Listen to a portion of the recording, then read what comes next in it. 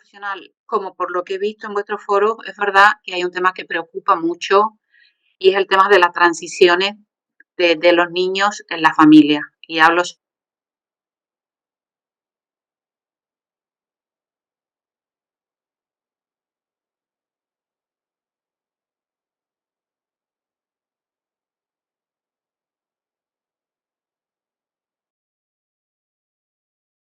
preocupa mucho y preocupa con razón, ¿vale? A mí la práctica clínica me dice que el hecho de que los niños tengan varias transiciones, o sea, pasen por diferentes familias, eh, me dice que les deja secuelas. Y quiero que entendáis esto bien. No quiere decir que les marque, no quiere decir que les traumatice y tal, pero quiere decir que les supone un plus, ¿vale? De, digamos, de complicación a la hora de crear vínculos seguros. Y esto yo creo que es fácil de entender. Los niños necesitan sobre todo dos cosas, permanencia y predecibilidad. Y estas dos palabras, ¿qué quieren decir? Permanencia es que el niño sepa que estas personas que me cuidan y que me protegen y que me dan seguridad van a estar aquí para siempre, ¿verdad? Si nosotros preguntamos a niños de familias que no son del sistema de protección, familias normalizadas, a un niño de 4, un niño de 5 años, que es una mamá o que es un papá, os dirá, pues una persona que me cuida, que me quiere, que me protege, que me lee cuentos, que me baña, que vive en mi casa conmigo, que todos los días me acuesta, ¿vale? A estos niños no hay que explicarles lo que es una familia, ni hay que explicarles lo que es una mamá o lo que es un papá.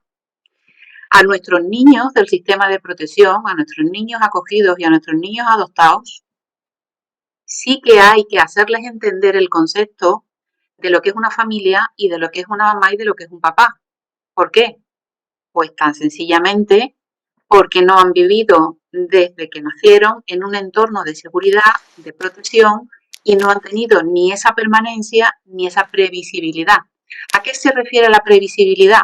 A que los adultos que cuidan de estos niños se comportan siempre de la misma manera. Hay un ruido de fondo, fija, es de mi... Hay un micro encendido, he apagado a Carmen, la voy a apagar ahora mismo. Es que van entrando, por favor, cuando vayáis entrando, apagar vuestro micro, si no me encargo yo de apagarlo, ¿vale? Vale, Sí, no, que no sabía si no, era de mi... no, es de las personas que entran, al entrar van con el micro encendido. Yo estoy Vale, pendiente. Sí, vale. continúa, que es muy importante.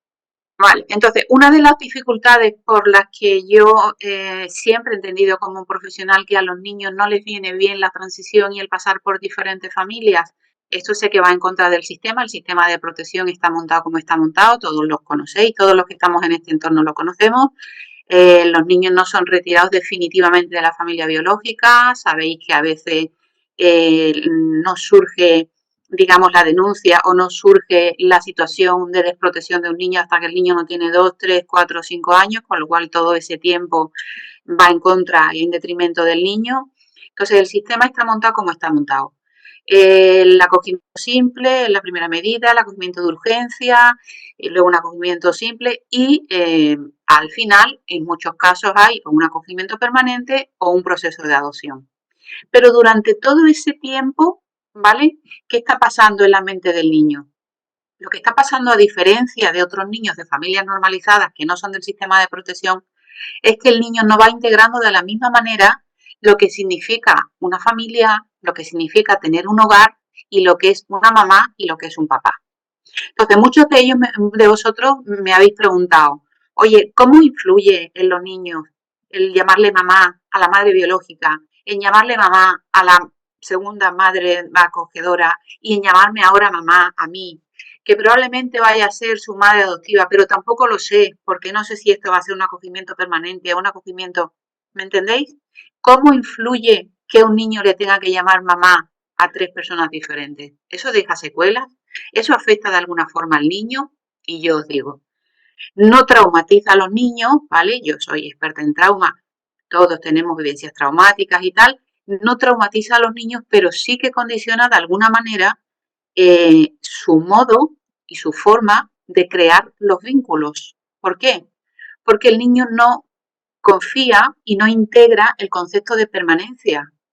Es muy difícil un niño que ha vivido primero con su familia biológica, que allí ha sufrido lo que haya sufrido, negligencia, abandono, malos tratos, abuso, que luego a lo mejor ha pasado a un centro, que luego ha ido a una familia de urgencia, que luego ha ido a un acogimiento simple. En medio de todo esto, ha mantenido el contacto con su familia biológica, con lo cual tenía que seguir llamando mamá y papá a los que eran sus familias biológicas.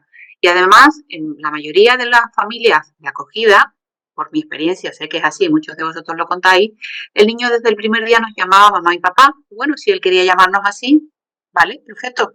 Y se hace con la buena voluntad de que el niño quiere llamar mamá y papá porque el niño desea tener una mamá y un papá. Pero fijaros que en los casos donde hay visitas con la familia biológica, esto indefectiblemente proporciona confusión y genera una confusión en la cabeza del niño. Aparte del conflicto de lealtad, que si da tiempo hablaremos al final, pero genera una confusión, es decir, bueno, el concepto de familia, porque a estos niños se les va hablando, ¿no? Desde la misma entidad de acogimiento, desde el sistema de protección, todos los profesionales que intervienen empiezan a explicarle a los niños lo que es una familia, esta es tu familia biológica, pero como no puedes vivir con ellos, pues te vas a vivir con esta otra familia. Pero realmente yo os digo que el niño no tiene integrado lo que es el concepto de familia. Una familia para estos niños muchas veces es un grupo de personas que viven juntos en una casa, ¿vale?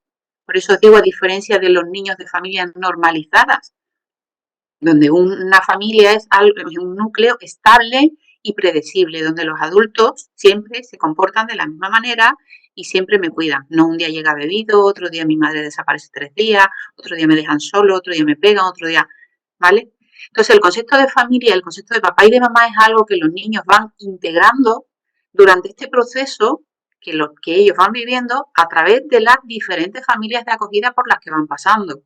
Con lo cual la pregunta, ¿tiene importancia y tiene consecuencia que un niño le llame a 3 personas diferentes mamá o a 3 personas diferentes papá? Y yo digo rotundamente sí, ¿vale? ¿En qué medida y hasta cuánto debemos preocuparnos? Bueno, pues depende de cómo sean las estrategias y de cómo se le explique a este niño eh, cuál es su situación. Lo que yo nunca recomiendo a las familias que al niño se les pida que le llame mamá a la mamá biológica, mamá a la mamá de acogida, mamá a la última mamá que parece ser que va a ser la definitiva porque se trata de una adopción o de un acogimiento permanente. Un niño no puede llamarle mamá a las 3. Entonces, las pautas que yo doy siempre, porque me parece lo más sano para su salud mental y para que él vaya integrando el concepto de lo que es una mamá y de lo que es un papá, es que cada uno de ellos tenga un nombre diferente. Y en esto hay un abanico tan grande como la familia y el niño se sientan cómodos. La madre biológica es la señora de la barriguita, la mujer que te tuvo en su barriga, la mamá de la barriguita, lo que sea, pero tiene un nombre y luego tiene un apellido, ¿vale? No es la mamá, porque evidentemente ha sido retirado de ese núcleo. Entonces, cuando el niño tenga la edad adecuada y suficiente, se le explicará lo que es una madre biológica, que es la que tuvo en su barriga, es la que le dio la vida, pero luego no pudo, ¿vale? No pudo, no supo, no pudo cuidar de él. Entonces, unas personas que decidieron, y que decidieron lo mejor para él, decidieron que no podía seguir viviendo con sus papás biológicos. Pero ya os digo que para nada soy partidaria de llamar mamá a la mamá biológica, cuando ya el niño no convive con su mamá biológica. Entonces se le puede llamar como vosotros os sintáis más cómodos y como el niño se le sienta también más entendible, ¿vale? Ella puede ser, por ejemplo, la señora de la barriga o mamá Carmen o mamá Patricia o como sea, el nombre que tenga, o simplemente llamarle por su madre, por su nombre, perdón, ¿vale? Según la edad que tenga el niño, por supuesto, no es lo mismo acoger, hablabais alguno de ellos, un niño de acogida, una niña con 11 años, a una niña de 11 años, por supuesto, que le podéis decir, ella es tu madre, no puedes vivir con ella, explicarle su historia, este niño se le prepara y tal. A esa niña con 11 años no hace falta hacer estas distinciones. Pero un niño con 2 añitos, con 3, con 4 y con 5, el que le llame mamá a la madre biológica, a las visitas, vas a ver a tu mamá. El que le llame mamá a la madre acogedora y el que le tenga que llamar mamá después a su madre adoptiva, a ese niño le va a generar mucha confusión. Y sobre todo es que no va a integrar el concepto de lo que es una mamá o de lo que es un papá. ¿Me explico? Porque quiero que esto se entienda bien. Entonces, desde mi punto de vista, esto genera confusión, sin ninguna duda. Entonces, el recurso que yo siempre les digo a los padres es buscar un nombre con un apelativo, con un apellido, como queráis vosotros, eh, que vosotros penséis que al niño le viene bien, pero que sea diferente. Padrinos, he escuchado, he leído también por ahí, hoy leía los últimos mensajes, le llamaban padrinos a la familia acogedora. Fabuloso, me parece estupendo. Ellos eran los padrinos. La otra, Patricia, por ejemplo, pues es la señora que te tuvo en su barriguita, ¿vale? Y ahora yo soy mamá. Eso es lo más sano mentalmente para un niño. Ese es el proceso mental en el que el niño cronológicamente, conforme vaya creciendo, entenderá que estuvo en una barriga, que luego estuvo con una familia que se llamaban padrinos y que ahora está con mamá y con papá, ¿vale? Esto es lo más sano. ¿Cómo llevan los niños las transiciones? Mal. Que los niños son resilientes, que son supervivientes y que tienen muchísimos recursos para adaptarse a todo. Eso a estas alturas ya ninguno de los profesionales que nos dedicamos a trabajar con estos niños lo dudamos. Son niños, son héroes. Son héroes. Yo escucho testimonios de un niño al que preparan, un niño ya con 7 años, y le dicen, está en una familia de acogida y como este sistema funciona tan maravillosamente bien, pues después de 3 años en una familia de acogida se decide que va a pasar a una adopción. Entonces se busca otra familia, ¿vale? No se queda con esta familia, se busca otra familia. Todos los que estamos aquí conocemos casos de estos y sabemos que estas cosas ocurren. Y entonces al niño se le va preparando y se le va diciendo que estos van a ser sus papás definitivos, que van a ser para siempre, que es donde se va a quedar y tal. Y el niño pues va preparando sus cosas, se va llevando sus recuerdos, sus juguetes, su historia de vida, su libro, su foto, su todo. Pero cuando llega el día de la despedida, pues claro, ha habido un periodo de adaptación y tal, pero cuando llega el día de la despedida, el niño llora muchísimo y dice que por favor, por favor, por favor, que no se lo lleven, que a él no le importa tener visitas con esta nueva familia, con los que van a ser sus papás para siempre, pero que no quiere irse de esta familia. Lleva 3 años con esta familia. Esto ha sido esta semana, en este relato.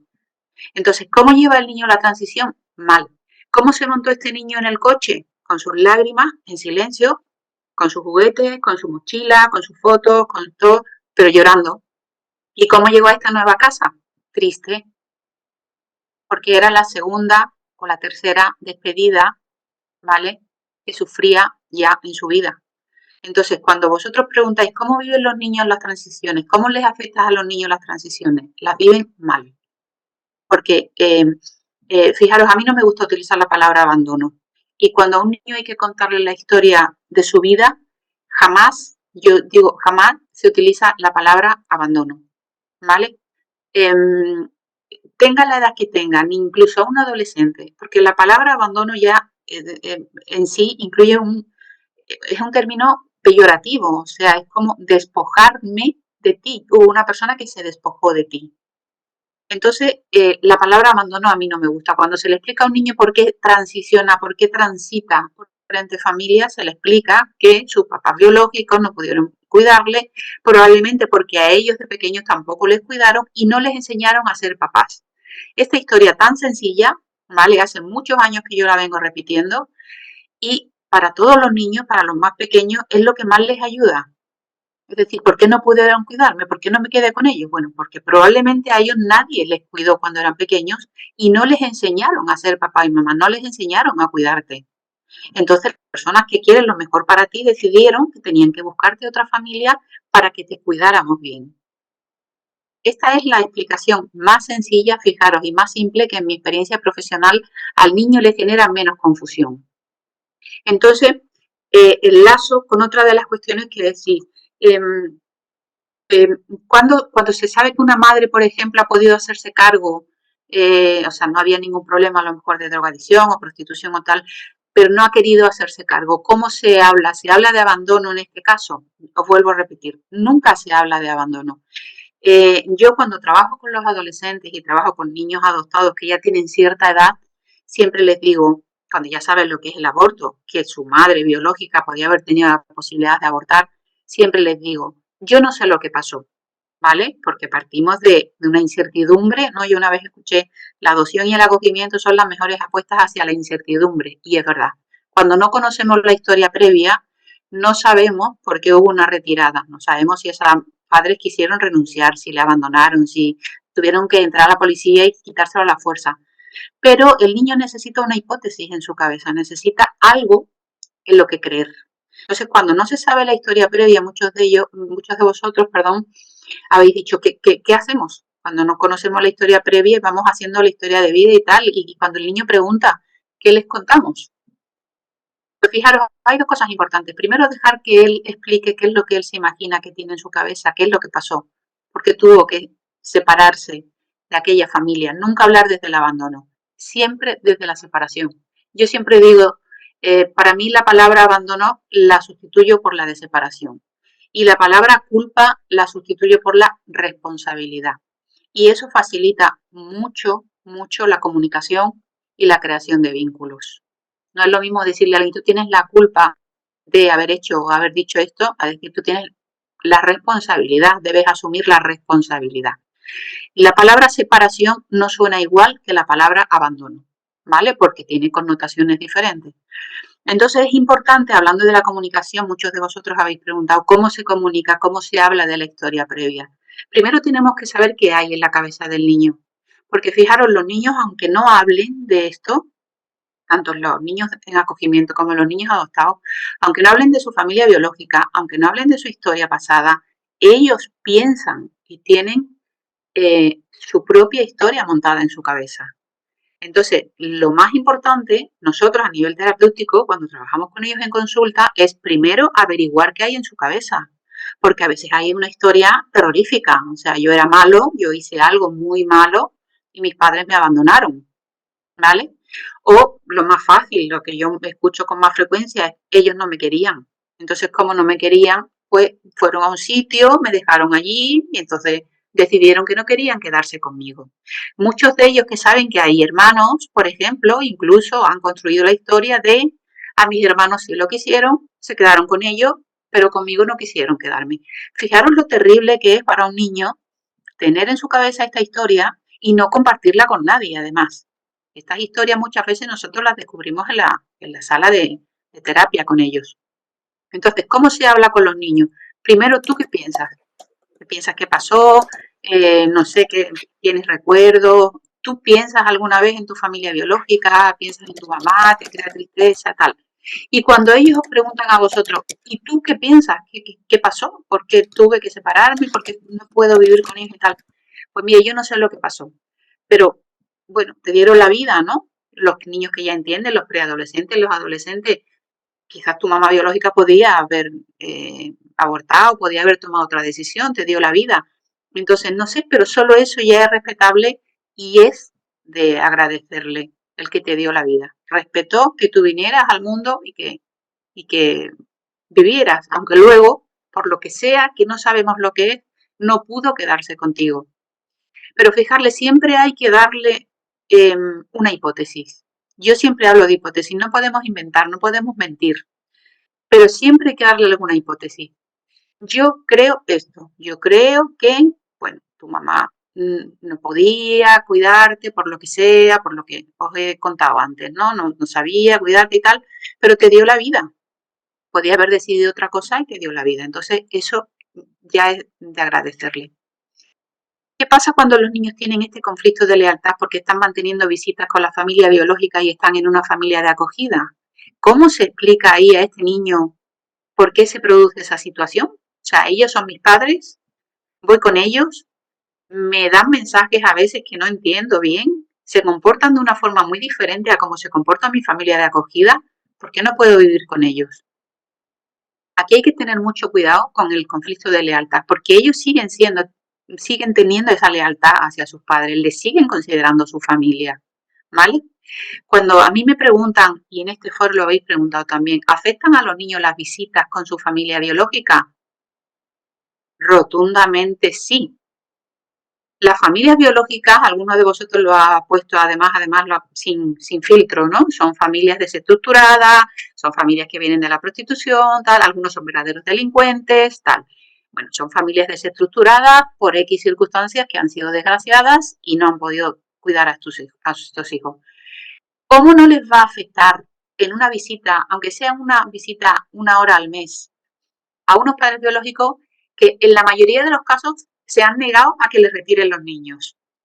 En la mayoría de los casos hay desórdenes o hay problemas mentales, en muchos casos, ¿vale? Hay problemas de personalidad, hay problemas. En muchos casos hay problemas de adicciones, en muchos de ellos hay incompetencias parentales.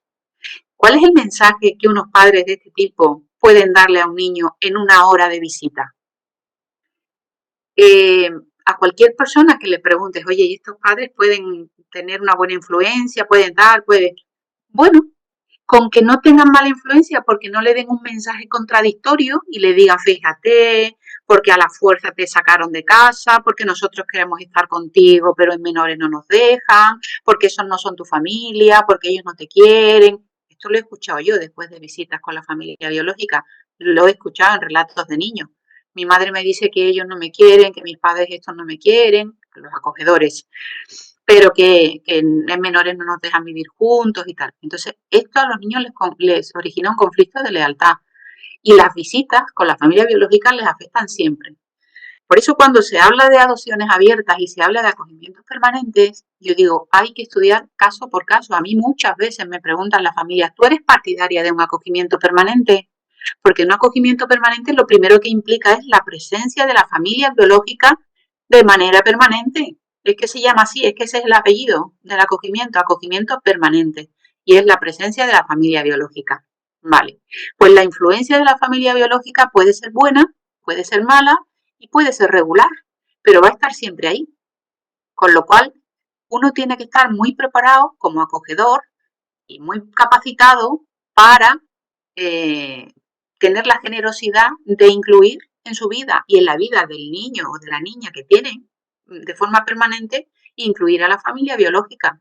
Y esto, evidentemente, hay 2 estilos diferentes de vida, 2 modelos educativos diferentes, 2 estilos de pensamiento muy diferentes y tienen que convivir. Porque además el acogimiento permanente, yo no sé si está de moda o qué, pero cada vez es más frecuente. Yo últimamente los casos que me llegan son acogimientos permanentes. Y yo les digo a los padres, pues un acogimiento permanente, sabéis que es la presencia permanente en vuestra vida y en la de vuestro hijo o hija de la familia biológica. Y para eso hay que estar muy preparado.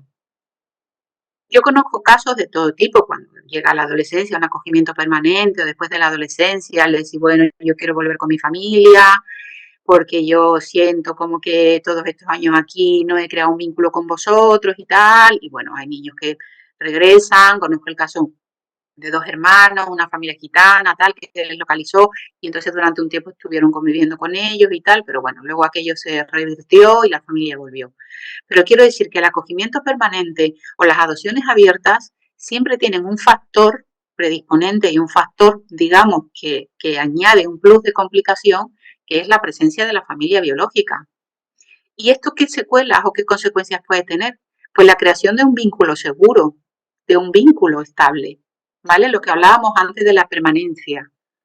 Los niños que permanentemente, que siempre han vivido con los mismos padres y que en un mismo hogar y en un mismo entorno, no se plantean si quieren o no quieren a estos padres o a los otros o a aquellos o si quieren vivir aquí o allí. Pero estos niños nuestros del sistema de protección se lo plantean y con mucha frecuencia, más de la que vosotros pensaríais, porque a veces no se atreven a compartirlo con vosotros, pero con los psicólogos sí. El decir, es que yo no sé si quiero a mi madre acogedora, es que no sé si quiero a mi madre adoptiva, es que yo pienso mucho en mi madre biológica. Hace 2 semanas me decía un niño adoptado de Rusia, adoptado con 3 añitos, que ahora tiene 17, me decía, es que siento que quiero mucho a mi madre biológica. Yo le preguntaba, ¿tienes recuerdos de ella? No, pero como me han contado que estaba enferma y que por eso me llevó al orfanato y tal, yo pienso que ella me necesita, porque quizás ella siga enferma, yo ahora ya soy mayor y tal, y a veces pienso que yo podría cuidarla y pienso que le quiero mucho.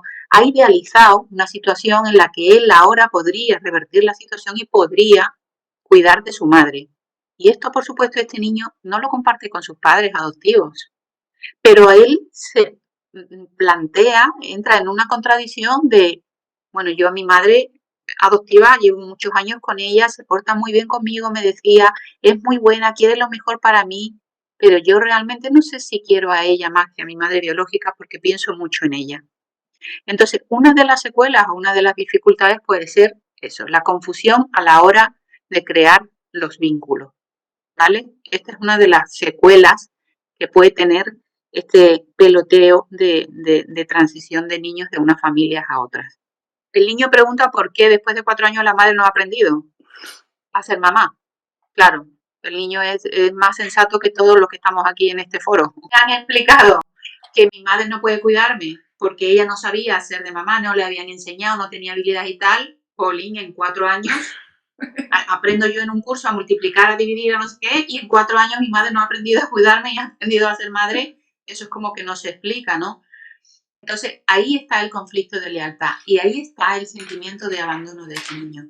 Ese niño siente que si su madre le quisiera de verdad, es mi impresión, no sé quién hace esta pregunta, pero es mi impresión. Yo creo que este niño lo que se está planteando en su cabeza es, si mi madre me quisiera de verdad, habría hecho el esfuerzo en estos 4 años para aprender a cuidarme y yo podría volver con ella, porque ella realmente es mi madre biológica, ¿vale? Entonces, este es el conflicto de leal del que yo hablo siempre a los padres acogedores y adoptivos. Este conflicto de lealtad está presente, yo diría que en el 99% de los niños del sistema de protección, tanto de acogida como de adopción. O sea, mi madre como que no ha aprendido a cuidarme y yo puedo volver con ella. Y eso no significa que no se haya vinculado con estos papás acogedores y que no les quiera y que no agradezca lo que hacen por él. Pero a él le han explicado su historia y su historia es que su mamá no podía o no sabía cuidar de él. ¿Vale? Pues cuando mi madre sepa y pueda cuidar de mí, yo volveré con ella. Es lo más sensato. Y es lo que yo estoy muy acostumbrada a escuchar, sobre todo en niños adoptados, adolescentes y en niños de acogimiento que dicen, es que a mí me dijeron que mi madre no sabía cuidarme, que no podía, que tal, tú lo has trabajado conmigo, Charo y tal, pero ¿y las madres no pueden aprender? ¿Y los padres no pueden aprender a ser papás? No hay una escuela, no hay un sitio donde a ellos se les pueda enseñar.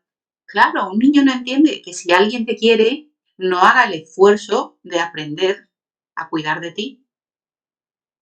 Entonces, lo que les recomiendo a esta familia es, por supuesto, necesitan acompañamiento profesional para que alguien le explique al niño, no solo ellos, ¿vale? Sino alguien imparcial, le explique al niño que a veces las mamás y los papás no aprenden nunca a ser mamás o papás, no aprenden, porque tienen dificultades, porque no les han enseñado antes, y hay veces, hay situaciones en las que no pueden volver con ellos, porque no han aprendido. Y esto es duro y es muy triste y es algo más a lo que este niño tendrá que hacer frente. Pero en algún momento alguien tendrá que explicarle, si es que desde menores deciden esto, es que él se tiene que enfrentar a que no va a volver a vivir con su madre. Tan así. Comenta además que es una familia monoparental, un papá monoparental, que el niño está continuamente, está todo dado con su madre biológica, que él le anima a que vaya y a que le lleve cosas hechas por él a su madre, pero él a veces se niega. Uh-huh.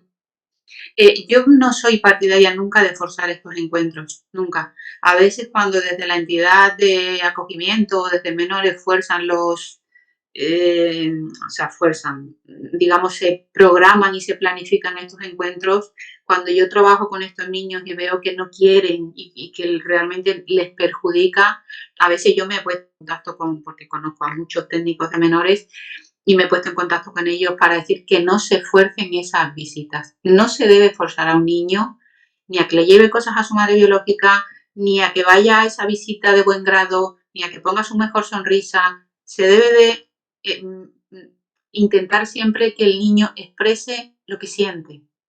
Y si el niño lo que siente es que no quiere llevar un dibujo a su madre biológica y siente que no quiere verla, debe de expresarlo a los técnicos de la institución de acogimiento, a los técnicos de menores, a su papá de acogida y a todos. Debe expresar lo que siente. Pero yo no soy partidaria de forzar esas visitas. Se debe promover y fomentar que el niño exprese lo que siente. Y si el niño está enfadado con su madre y no quiere verla, eso hay que elevarlo y decir, mira, el niño no quiere ir a esas visitas. Y si algún día está preparado y quiere volver, pues que vuelva a la visita. Ahora mismo lo que siente es esto. creo que se debe respetar a ciertas edades. Claro, un niño con 3 años que coja un berrinche y diga, no, quiero ir a ver a mi mamá. Bueno, pues relativamente hay que tener en cuenta esa opinión. Pero a partir de una edad hay que escuchar a los niños y hay que saber qué es lo que sienten ellos con respecto a estas visitas. Me apunto por ahí como los hijos tocan nuestras propias heridas, porque lo he leído en el foro, me ha parecido súper interesante. Entonces, no sé cómo voy de tiempo, Fina, pero bueno, tú me vas diciendo. Todavía queda tiempo. Vale. Los niños tocan nuestras propias heridas. Los niños son expertos, auténticos profesionales en tocarnos nuestras heridas, pero los biológicos y los adoptivos y los acogidos y todos. En la creación del vínculo, en la parentalidad, lleva implícita el que si hay algo que tú no tienes superado, algo que a ti te duele o algo que en el pasado a ti te dejó marcado tal, tu hijo lo va a detectar, ¿vale? Va a ser el mejor detective del mundo y te lo va a poner delante. Y si tú en algunas cosas sientes que no eres capaz o que no llegas o tal, tu hijo se va a encargar de recordarte que qué mala madre eres, que esto no lo haces bien, que no te quiere, que no quiere estar ahí contigo, pero que mal haces esto, pero... Y cuando eso a mí me duele y me lo tomo por lo personal, en vez de decir, es un niño herido, y pensar que me está poniendo a prueba, que está comprobando si realmente yo quiero que él esté aquí, que yo le quiero y que haya permanencia aquí, en vez de tener esa visión del niño, yo me siento herido o me siento herida porque el niño está poniendo en tela de juicio mi capacidad como algo.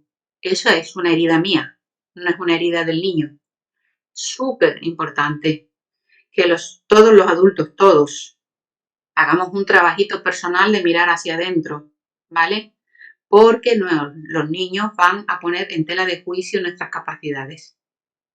Para todo. Van a ponernos en tela de juicio y van a medir hasta cuánto tú llegas y no llegas. Entonces, si tú tienes la visión de que el niño es un niño herido, que está comprobando si realmente tú le quieres y si esto es para siempre y tal, tú tendrás una visión, digamos, compasiva, tendrás una mirada compasiva. Pero si tú te sientes juzgado o te sientes juzgada, lo que te generará eso en ti será rabia. Y eso yo me lo encuentro con mucha frecuencia. Por eso los hijos tocan nuestras propias heridas, lo he elegido como una frase que quería comentar, porque es absolutamente cierta. Entonces hay una familia que estamos continuamente explicando a los niños lo que les pasa y por qué les pasa esto. Es muy duro hacer que el niño integre por qué tiene que pasar de una familia a otra y por qué en esta familia en la que el niño ya se encuentra bien y ya lleva un tiempo y ya está creando un vínculo y tal, no se va a quedar. Le tienes que explicar a este niño que aquí no se va a quedar. Cuando el niño lo que necesita es predecibilidad y permanencia, en los acogimientos de urgencia precisamente hay que explicarle al niño, no sé dónde será, pero aquí, en esta familia, sé que no te vas a quedar. Madre mía, yo no quisiera verme en ese papel. O sea, yo os digo, yo no soy idónea para ser una mamá acogedora de urgencia. A mí se me partiría el corazón cada vez que tuviera que explicarle a un niño, hijo, no sé qué va a pasar contigo, no sé qué decidirán, si volverás con tu familia biológica, si te irás la semana que viene con otra familia, pero sé que aquí no te vas a quedar. A mí se me rompería el corazón cada vez que tuviera que decirle eso a un niño. O sea, que mi mayor admiración hacia las familias de urgencia, de verdad. Y entiendo el tono sugerencia, ¿no? Estamos continuamente explicándole al niño qué le pasa y le estamos explicando además una cosa que al niño no le favorece y que al niño le está haciendo daño, ¿vale?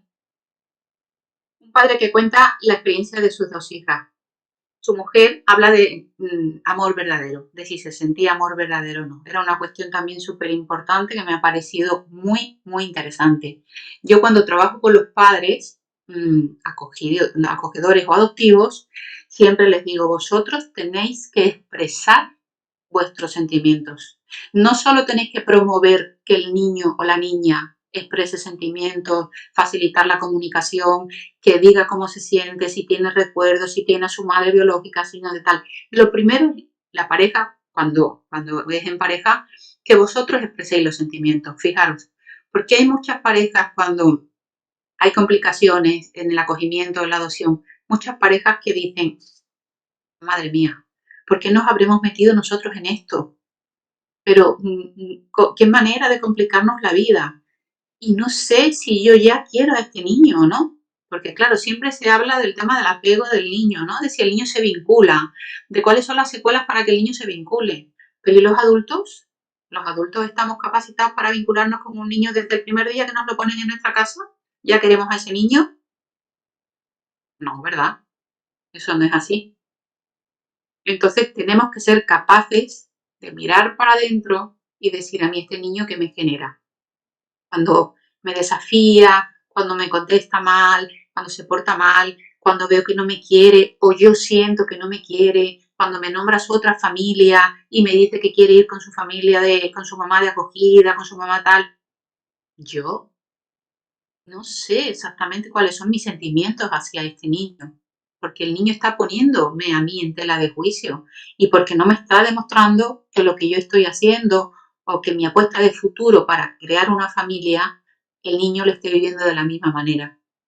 Con lo cual yo trabajo con los adultos el que ellos verbalicen sus sentimientos y digan, yo creo que todavía no me he vinculado con este niño o con esta niña.